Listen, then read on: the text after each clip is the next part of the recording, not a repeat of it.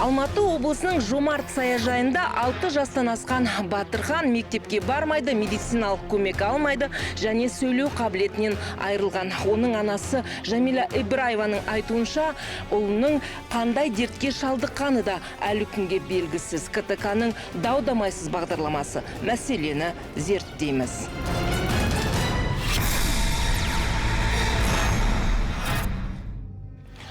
Сәлеметсіз ба? Есімім Жазира Бегалы, КТК телеарнасының дау-дамайсыз бағдарламасынан қандай көмек керек? Маған балам сөйлемей жатыр. Соған диагноз керек, инвалидный керек. Балама жәрдем керек. Сіз өзіңіз осы балаңызды емдету үшін, жаңағы диагнозын анықтау үшін қай жерлерге бардыңыз? Крестің бәріне бардым, кресттегі врачтардың бәріне бардым. Бізге диагноз шығарып бере алмай жатыр. Ұлыңыздың аты Батырхан? Аманғос Батырхан 6-тан 4 ай өтті. Сөйлей алмайды? Сөйлей алмайды. Атың кім сенің? Жамиля 3 жылдың анасы. Батырхан оның ортаншы ұлы. Бірнеше аурухананы жағалаған ана перзентінің кеселіне шипа іздеген. Маңдайын тауға да, тасқа да соққан әйел шарасыз күйде. Ұлыңыздың қандай тағы кемшіліктері бар? Кемшілігі болғанда, бұл әлі сөйлей алмайды, үлкен дәлікке отырып қояды. Тамақ жағынан кішкене қиналып жатыр, жей алмайды. 7 жасқа таяп қалды. Неліктен сөйлемейді? Туылғанда таңдай жырық болып туылған. 6 жылда баланың таңдайына 2 рет ота жасалыпты. Анасы ұлының аузын ашып көрсетті. Таңдайда пышақтың ізі қалмаған. Аде. Батырхан? Батыр ғой ол, Батырхан. Қазір бүтін.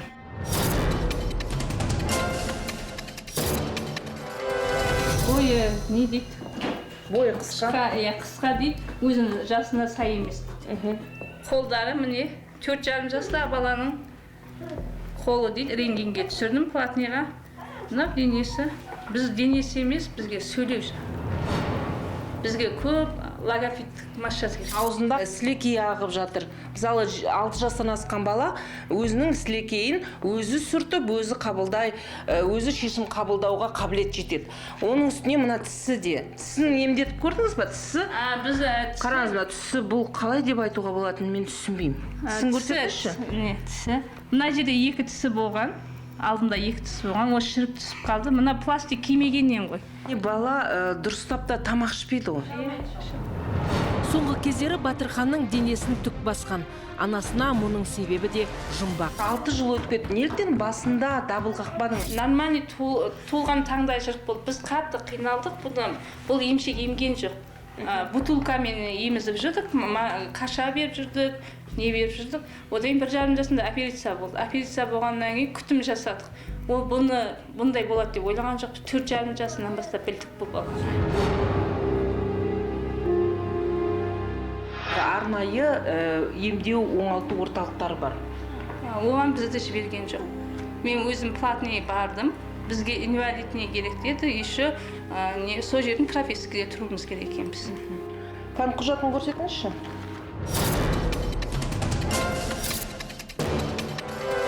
Мынау жаңағы Алматы облыстық еңбек әлеуметтік қорғау және көші-қон комитетінен келген екен. Сізге мына жерде жазған екен, жеке және заңды тұлғалардың өтініштерін қарау тәртібі туралы заң бойынша сізге қараған хатыңызды және осы жерде мүгедектік тобын белгілеу туралы өтінішін қабылдасын деген. Осы хатты алып барып сұрап көрдіңіз ба дәрігерлерден? 2 рет бардым. Осы желтоқсан 17-ге өзі бізге шығара алмаймыз деді.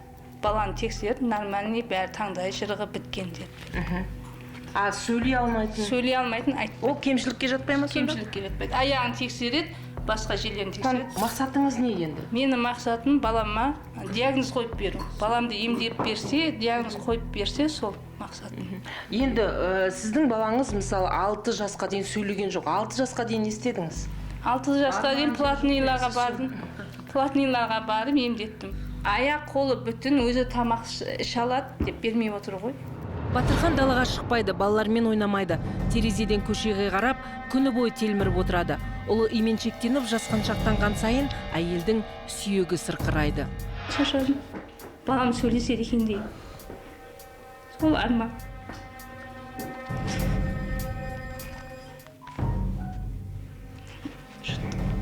сабаққа барса екен. шаршап кеттім мен. Врачтарға барамын, қайтарады. Жоқ, бізде диагноз қоя алмай жатыр. Көрдіңіз ғой? Жоқ, қандай тағы дәлел керек? Бала сөйлей алмайды. Өзінен дәретке бара алмайды. Су ішем, тамақ ішем деп айта алмайды. Өзіміз қалай, өзіміз тамақ дайындаймыз, сол кезде оған да берем. Бұлай жүре береді кешкі бойы. Тамақ сұрамайды. Аш болса да жүре береді. Үндемей жүре береді. Көршілер бәрі біледі осындай. Бармаған жерім жоқ, бәріне бар. Шектерімне платныйға апарып түсі. Сіз ақылы түрде емдеткен? Емдеттім, 350 мыңға емдеттім. Бірақ онда да нәтиже жоқ. Бұны апарсам, біз платныйға қарағандарын қарамай қойды. Міне картаның соңында тұр, платныйға барғандарымыздың бәрі қарайды. Мынаған қыстырмайды оны. Бізге ақыл түрі керек емес деп. 2 рет барғанмын мен. Бұған барғанда, бірінші барғанда инвалидіне бермей бізді қайтар жіберді. Бітекке кіргіздік, сол кезде балаға су ішкізіп көрсетті. Су мұрнынан шықпай қалды. Бұрын шығатын мұрнынан, сол кезде шықпай қалды. Мына бала инвалидіне алмайды деді, біздерді шығар жіберді. Алмайсыңдар деп. Міне бума қағаздар министрлікке дейін жазылған хаттың жауабы бар екен. Міне баланың 6 жыл бойы медициналық тексеруден өтті бала, ақылы түрде болсын, тегін және жергілікті ауруханадан да өткен. Өкінішке қарай әлі күнге дейін бір нәтиже жоқ. Анасын алаңдатып отырған себебі қазір онымен қатар балалар мектепте оқып жатыр. Балабақшаға да барған жоқ бала? Барған жоқ. Алмайды бізді. Егер бұл жерде баланың мүгедектігі анықталған болса, онда балаға оңалту оқу орталықтарына жолдама беріледі. Мүмкіндігі ашылады балаға білім алуына, өзінің ой өрісін дамытуға, дене шынықтырумен айналысуға. Неге сізге бермей отыр? Соны бермей отыр бізге. Жоқ, себебін айтты ма? Себебін айтқан жоқ. Өте түсініксіз жағдай. Әрине қазір біз барып Іле аудандық орталық ауруханасынан сұраймыз. Тағы бір мәселе, бұл неліктен мектептің психологтары мынандай сараптама жасаған. Бұл жерде баланың зейіні тұрақты емес, қабылдауы төмен және сөйлемейді, менің сабағымда дыбыс шығармайды деп бұл сараптаманы неліктен дәрігерлер жасамаған? Мектеп психологтар, бала мектепке бармайды ғой? Надан бұда үйде оқиды ғой, содағы апайлар жазған. Біздер неге бітекке өту үшін, комиссиядан өту үшін осының бәрінен терапияға бардық, сол кісі мынаны сұраған. Балаға арнайы психологиялық, педагогикалық сараптама жүргізу керек. Бұл ешқашан мүгедектікті анықтауға қажет емес бұндай сараптама. Сондықтан қазір біз бұл мәселені аудандық әкімдіктен сұрайық, аудандық әкімдіктің әлеуметтік сала бойынша айналысатын мамандардан сұрайық. Неліктен 6 жылдан асты бала осылай елеусіз, қараусыз, анасы тығырыққа тіреліп, ешқандай мәселе шешілген жоқ. Іле аудандық ауруханасына келдік. Мақсат науқастың денсаулығына байланысты дәрігерлердің пікірін тыңдау. Себебі анасы баласының қандай дертке шалдыққанын білмейді. Және осы уақытқа дейін мүгедектігін анықтау туралы мәселенің жабулы күйінде қалғаны да түсініксіз. Іле аудандық ауруханасының бас дәрігері қазір еңбек демалысында дейді. Қазір дәрігерлердің қандай жауап беретін белгісіз. Өйткені бұған дейін күзетші бізге күте тұр деген, күтуге уақыт жоқ, жүріңіз. Телеарнасының Далдамайсыз бағдарламасының есімім Жазира Бегалы. Бізге директор керек. Директор қазір больничный. Ауруханада абыр-сабыр. Директордың орынбасары Батырханды да, анасын да бүгін көрдім деп ешқандай мәлімет берген жоқ. Осы уақытқа дейін ешқандай диагнозы анықталмаған, баланың мүгедектігі расталмаған. 6 жылдан бері анасы әр есікті сіздердің есігіңізге келіп қағып жүр. Я еще не в курсе. Мен жаңа сізге бірден айттым ғой. Маған дейін жетпеген бұл нәрсе. Мен бірден жеткізген жоқ, сізге жеткізген жоқ. жеткізген жоқ. Неліктен өзіңіз көрмедіңіз? Қазір зам білем деп тұр ғой, сіздерді күтіп тұр ғой. Сонда басамыз болады. Осы орталық аурухананың директоры бізді жаңағы аудандық әкімдікте күтіп отыр екен. Жүріңіздер сол жерге барып мәселені анықтаймыз. Іле аудандық әкімдігіне келдік. Денсаулық сақтау саласы, білім саласының мамандары осы жерде күтіп отыр екен. Бүгінгі Батырханның мәселесін дау-дамайсыз шешеміз деген үміттеміз. Аудан әкімнің орынбасары Алмасбек Саттыбековке мәселені бүге-шігесіне дейін тәптіштеп, жіпке тізгендей жеткіздік. Алмасбек Қожабекұлы, дау-дамайсыз бағдарламасы, мен есім Жазира Бегалы. Мынау сіздің осы елді мекеннің Жұмарт саяжайында тұрады, 6 жаста Батырхан. Бұл бала мектепке бармайды. 6 жас 4 ай сөйлей алмайды, және зейіні де даммаған. Соған қарамастан неліктен әлі күнге дейін мүгедектік тағайындалмаған. Білім бөлімінен қазір маған айтып отыр, бұл баланы үйге келіп мұғалімдер оқытып алды. Солай ғой? Аптасына бір рет оқытып алды дейді. Аптасына бір рет. Алды 2 аптадан бірге берші. 2 аптадан бірге берші, енді оны дауласып жүріп аптасына берші. Енді жаңағы мүгедектік тағайындалмаған дегенді мен қазір сіздерден бірінші рет өзім естіп отырмын. Бұның алдында бұл кісі сіздер маған келген жоқсыздар. Біріншіден мен келіп обращаться етсем, мен бұл баланың білетін едім де. Менің ойымша медицина қызметкерлері, әлеуметтік сала мамандары өз міндетін атқарса, заңды түрде бұндай дау болмас еді деп ойлаймын. Медицина қызметкерлері бұл баламен операция жасалған да? 3 рет дедіңіздер ме? Жоқ, операция жасалған елінде. Одан 2 рет неге направление берілген жаңағы птектің жаңағы нелері, сотрудниктары бұл балаға отказ берген. Инвалидность не положено деген. А так біз жағымыздан бұл бала полностью специалистердің консультациясын алып отыр. Бұл баланың диагнозы не? Өйткені Врожденный порог развития бұл балада туыла біткен ақау, жаңағы ерін және таңдай сүйектерінің жаңағы ашылуы. мына қараңыз, денесінде міне баланың кәдімгі неде көріп отырсыз, қанша жастағы бала деп ойлайсыз, но 6 жастағы балаға ұқсамайды. Туыла біткен ақау бұл балада деп.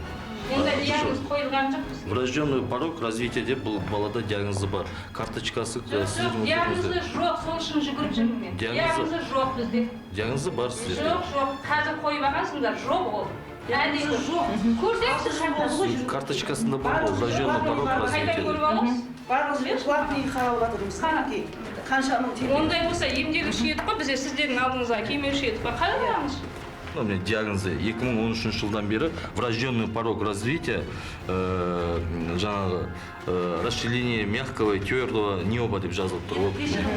Ем сондай жазылса, неге емдемейді? Дәрігер ретінде бұл балаға мүгедектік берілу керек пе? Енді оны біз шешпейміз ғой. Жаңа ВТЭК-қа хабарласу керек. ВТЭК береді ол кісілер. Енді ол кісілер бізге қарамайды, ол здравоохранение қарамайды ғой. Орталық аурухана директорының орынбасары баланың мүгедектігін анықтау дәрігерлердің міндеті емес дейді. Сіздер тарапынан қандай ем-дом жасалып жатыр балаға? Жаңа консультация специалистов, невропатолог. Жолдама беріліп жатыр ма баланың денсаулығын жақсарту үшін, жаңағы осы ақауларды қандай да бір жағдайда тоқтату үшін? Бұл ақау тоқтату емес, бұл туыла біткен ақау ғой, оны тоқтатпайды, ол болған нәрсе. Енді бұл баламен заниматься ету керек жаңа логопед. Ем жоқ бізде отказ. 2 рет операция жасалды, нормальный бәрі отказ. Не үшін отказ?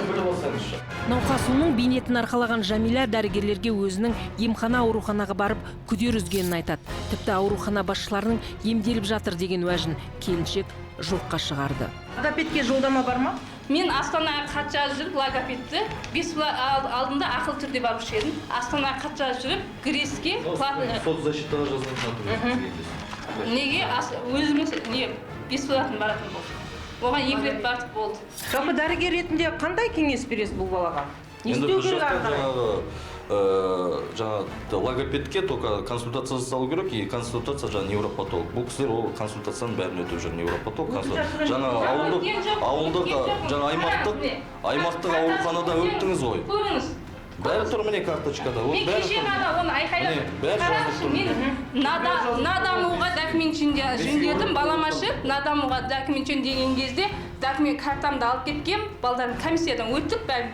Содан кейін 6 айдан кейін мен звондамайын ба врачтарыма? Немен? Картам қайда?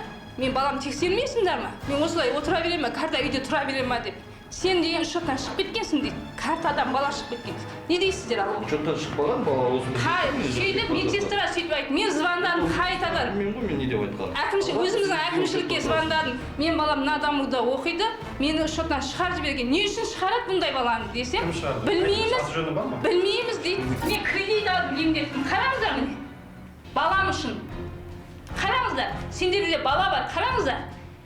Қараңыздар міне. 350 мың теңге. Таксимді қоя бер. Күнде таксиге 3 мың теңге беремін. Бұл Іле аудандық медициналық әлеуметтік сараптама орталығының басшысы науқастың құжаттарын ақтарып, тексеріп, сүзгіден өткізді. Мүгедектік тағайындалсын деп балаға сіздерге бірнеше рет жіберген екен анықтама. Неліктен бұл бала 6 жастан асты, міне мектеп жасындағы бала. Мүгедектік неге? Әрқайсы алдына барғаннан кейін шешілу керек па? Өзінше шешуге болатын еді ғой осыны. Қаншама жүгіріп, қараңызшы, кеше жіберді ма мен комитет? Тоқтаңыз, мен сұрақ қойдым, қараңыз. Жаңа бойынша бұл бала 2017 жыл ноябрь айында обращение болды. Бізде жырық таңдай диагнозымен келіп отыр бізге. Жырық таңдай диагнозы бұл 2004 операция қылып жабылған. Операция қылған екен біздер бұл жерде өз баланың өзін қамтамасыз етеміз. 44 приказ приложение 6 бойынша соған қарап мүгедектік тағайындалған. Бұл жерде сол уақытта 2017 жыл, қазір 2019 жыл, одан кейін бізге обращение болған 2017 жыл. 14 жылы бар операция жасалған. Сіз барған жоқсыз ба мүгедектік? 2017 жыл ноябрьде. Қашан бардыңыз? Қашан бардыңыз? Қоя тұрыңыз, мына бірінші, иә? Сізге екі. Сіз барсыз, үлкен аға бар. Сосын қайта шаршы былай сол кісі мені жылатып жіберді, мына кісілер бар қасында. Су ішкізді, балама су ішкіз. Неғып инвалид не деп әкелесің балаңды? Не деп жылатып жіберді? Неғып инвалид таңдайы операция жасалған баланы маған неғып әкелесің? Бәрі нормальный дейді. Бұл бала шайнау жағынан нашар. Шайнай алмайды, тамақ жөндеп жұта алмайды. Баланың анасының айтуынша сіздерге бірнеше рет келген. Бала биыл мектеп жасына мектепке бару керек. Бірақ әлі күнге дейін сөйлей алмайды. Баланың мүгедектігін ешқандай сараптамасыз-ақ көзге көрініп тұр. Келе отказ береді. Бұлар отказ бермейді. Ана кісілер отказ береді. Не істейміз? Бізде 44 приказ 6 приложение бойынша толық тексеруден өткен соң емдеу несі қонбаған кезде қаралады деген приказда солай жүріп бұйықты. Соның үшін біз қараған кезде бірінші жырық таңдаймен келіп отыр ғой. Соны көріп, логопед, психолог, психиатрдан қайтадан консультация қаралсын деген біз не бердік. Направление ноябрьден кейін бізге келмеген. 2017 жылдан бері қарай. Бұл мемлекет тарапынан тағайындалатын жәрдемақы. Екіншіден бала, мүгедектік тағайындалған бала оқу оңалту орталығында өзін дамытуға мүмкіндік алады, жолдама алады. Сіздер неліктен баланың осы құқығын шектеп отырсыздар? Жолдама беріп жіберу керек, біз комиссияны қаралдық. Яғни денсаулық сақтау саласы сіздерге жолдама жіберу керек. Сіздер неге жолдама бермей отырсыздар? Біз жолдама берген емес, біз жаңа специалисттер көргеннен кейін біз жолдама жібереміз, бұл кісілерге береміз. Тиесілі қандай ем керек, бұл бала емдерді алу керек. Сен саларда мен салар, атқа жемді кім салар дегендей бір-біріне ана мен баланың түйткілін сырған медицина және әлеуметтік сала мамандары дау-дамайды шешеміз деп уәде берді. Жапек Батыр ауылдық дәрігерлік амбулаториясына келдік. Дәл қазір осы жерден кішкентай Батырханның денсаулығына байланысты бірнеше анықтамаларды аламыз. Батырхан осы амбулаторияда 6 жылдан бері есепте тұрған. Дәрігерлер бала медициналық тексеруден өтті дейді. Алайда оның нәтижесін айтпады. Мына бала 6,5 жаста. Я білем, мамасы. Әлі күнге дейін сөйлемейді. Мамасы білесі, түгел өттіңіздер ғой бәрі. Жоқ, түгел өткенде қараңыз, барлық нәрсе, барлық ол мүгедектік тағайындалатын кезде осы дәрігерлердің берген жолдамасына байланысты болады. Сіздер тағайындаған диагнозға байланысты болады. Дәл қазір қандай көмек көрсетесіздер бұларға?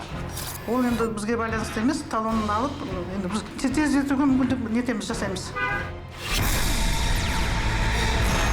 Ұлына шипа іздеген ананың жанайқайын құзырлы орындарға жеткіздік.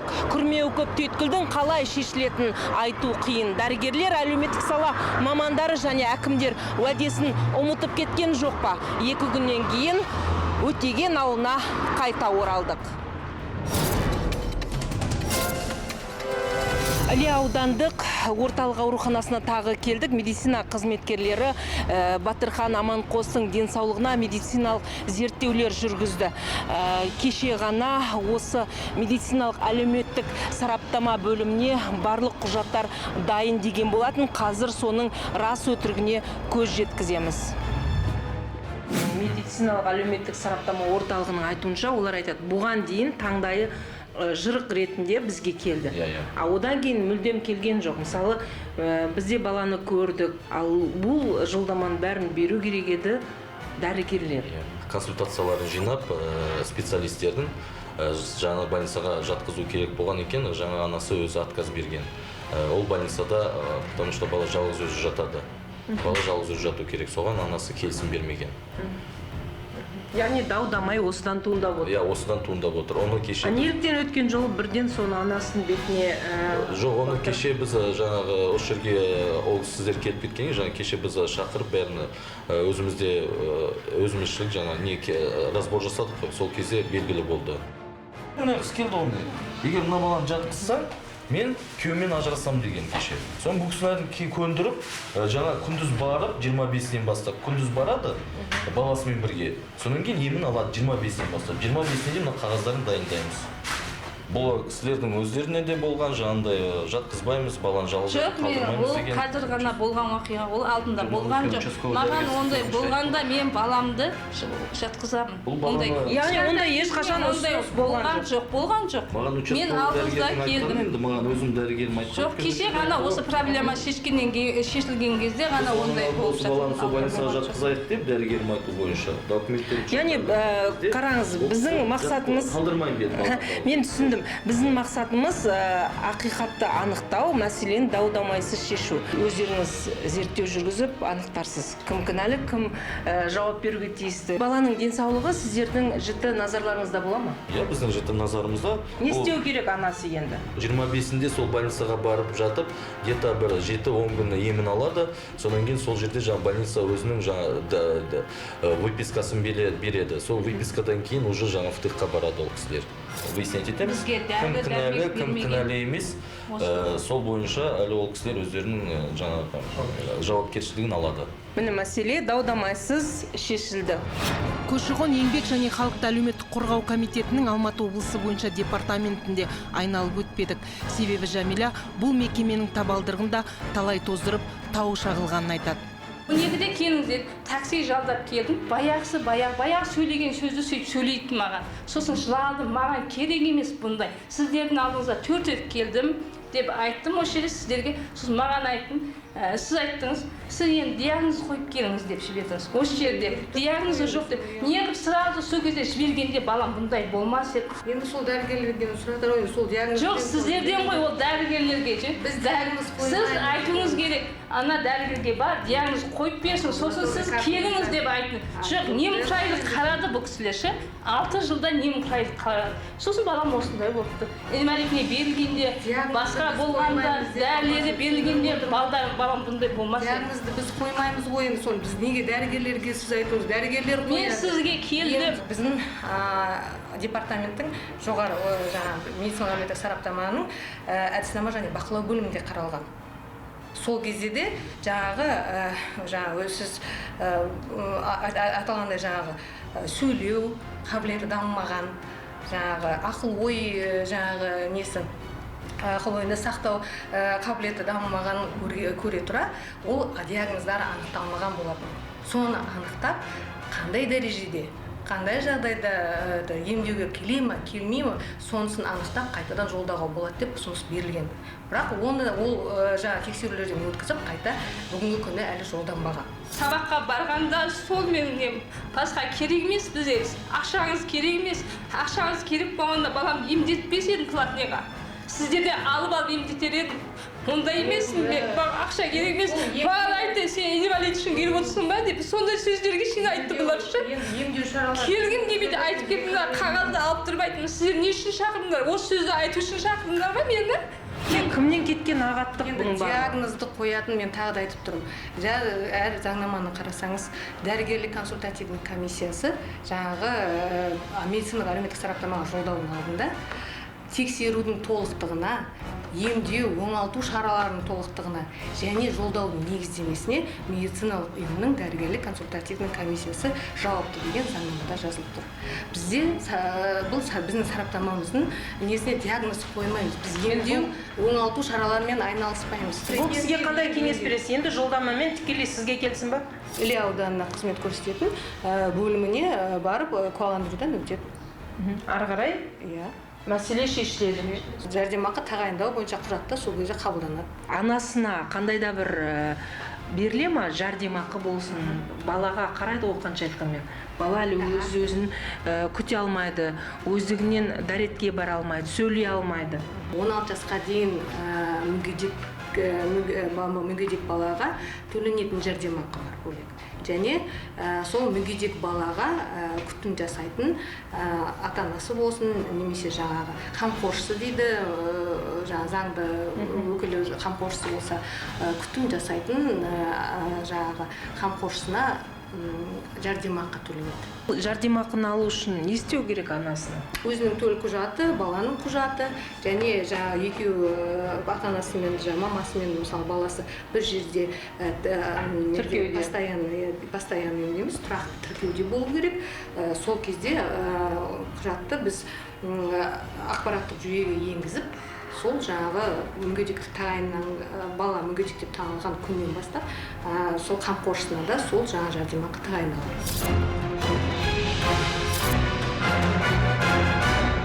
Кімнен кеткен қателік екенін және кімнің кінәсі бар екенін енді құзырлы орындар анықтайтын болады. Бірақ 3 күннен бері сізге осы баланы емдеу, мүгедектік рәсімдеу, белгілеу жөнінде біраз мәліметтер алдыңыз деп ойлаймын.